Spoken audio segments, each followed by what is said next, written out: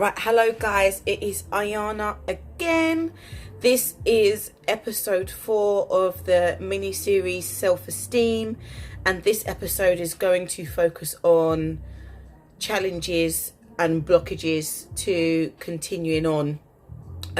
So last episode we talked about tools and what I've used, what's been helpful, and trudging through.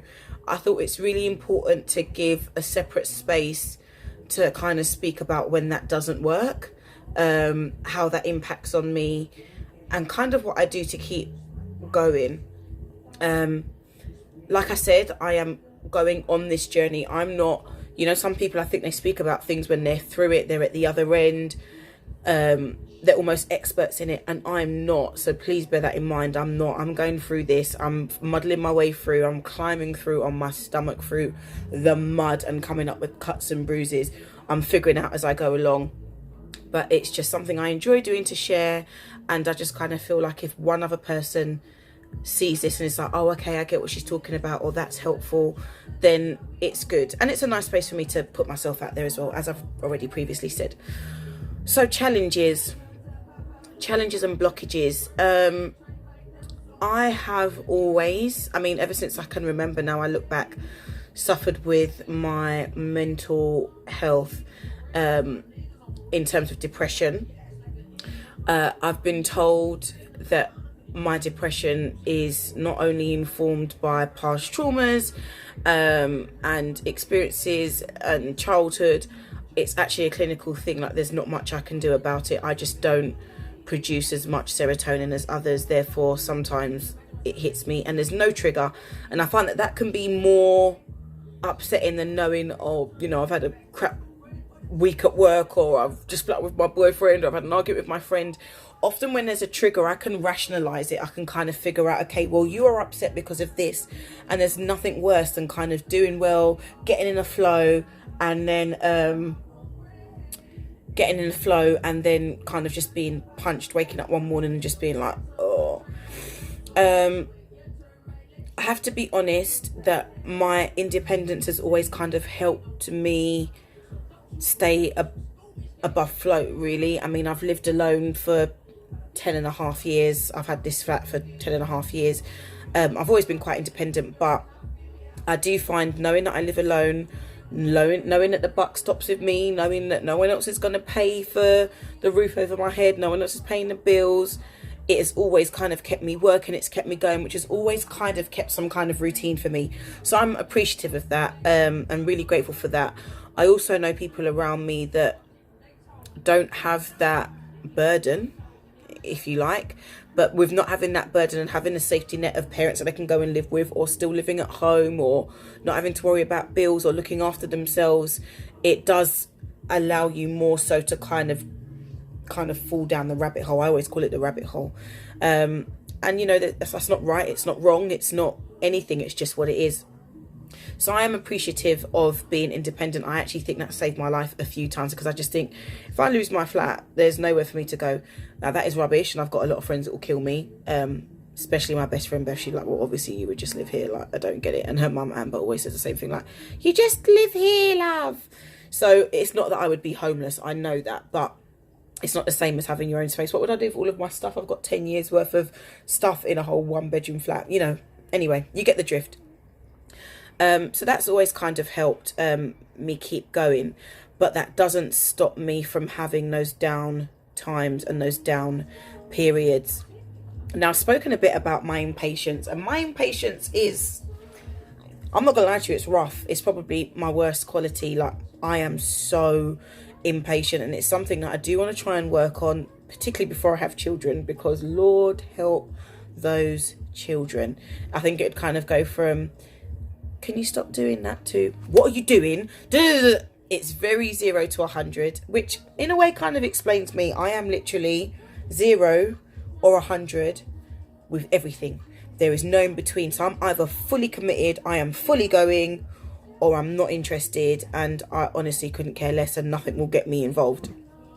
So my impatience has kind of impacted my progression in some ways, or my interpretation of my progression. Not my progression, I'm happy with my progression, but like I said before, I get to a point I'm a bit like, so why is this not fixed yet? Why is this not done? Like, I don't really understand what's going on. Like what's going on? So I know that that definitely impacts on me, and I'm trying my best to work on that. I can't remember who said this, but someone said to me, like, you don't pray for patience, or if you do pray for patience, God doesn't give you patience. God gives you opportunities to be patient. And that's always kind of stuck with me. So again, kind of like Patty in her place. Each time I find myself getting a bit like, oh, what's going on? I just think, here's an opportunity to be patient. Now, I'm not going to sit here and act all wholesome and great, because 95% of the time I disregard that. And I'm just like, do you know what? You're taking the piss. Hurry up. Whether that's to myself, to whatever's going on at the time, I'm very go. But talking nicely to ourselves, as we've already spoke about, I am recognizing that I at least see that this is a problem, and I try my best to tackle it in the moment. Not always successful, but I'm always trying, and I'm happy with that. Other kind of challenges and blockages I found, apart from mental health, I mean, mental health kind of is the base of all of them, impatience being kind of one, although that's not strictly a mental health thing, but impacts on how I feel about myself, which kind of then contributes to bad mental health and blah, blah, blah, blah, blah. Is sometimes people around you, often it's also people around you. I think we can often have people around us that, even if they mean well, your spirits kind of clash. I don't know if that makes any sense, but I feel like, well, it's not I feel like, it's actually a matter of fact of you kind of, you know, you got your physical being, your spiritual being. And I've been around people that, like, spiritually and emotionally, you just connect straight away.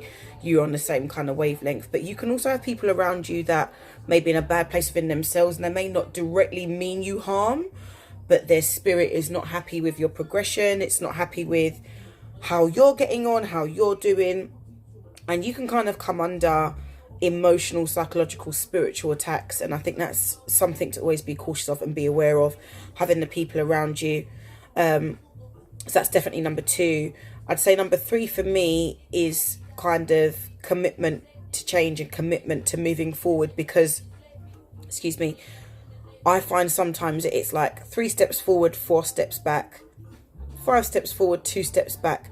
And I feel like a lot of my life, not just this journey, other journeys I've been on, have very much followed that pattern. And it can be very difficult to see past that, go past that, be past that. So I think it's really important to remember that it's difficult and it's going to be hard, but be committed to yourself. You deserve the best. You deserve to be happy. You deserve to be loved. You deserve all of that good stuff. But just know that that's going to come. That's the universe. That's the devil. That's just whatever kind of name you want to give it. I think that's just life. That's what happens, particularly when you're trying to better yourself. You want to make yourself available to help others. You're going to get some kind of pushback. Just stick with it. It's not easy, and like I said, it's not like I'm at the end of this journey and I'm here trying to give these videos like, okay, well, this is what I did and this is how I've now reached enlightenment, because that is not the case.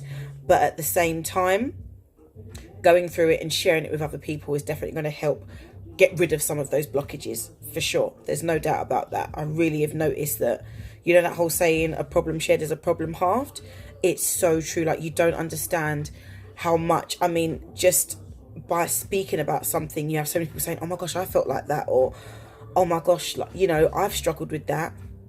And me just hearing that other people are in the exact same boat as me, it's like this massive pressure off my shoulders, like, oh my gosh, you're not the only one that's dealing with this, you're not the only one that's trying to figure this out, you're not the only one that's going through this process. And that means so much, you know.